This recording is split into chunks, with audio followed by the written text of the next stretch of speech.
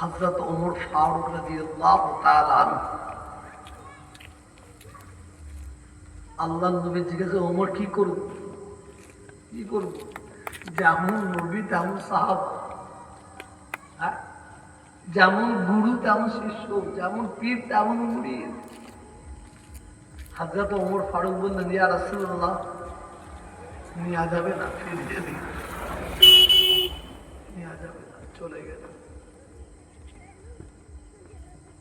চলে গেলেন। আল্লাহ বলেন, জিবরিল কি বললো? বলে এই কথা, তার তো ৯০,০০০ সাহাবা আছে।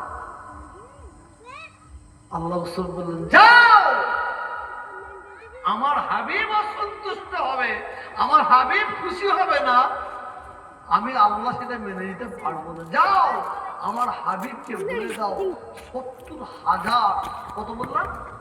৭০,০০০ বলেছিলাম আগে।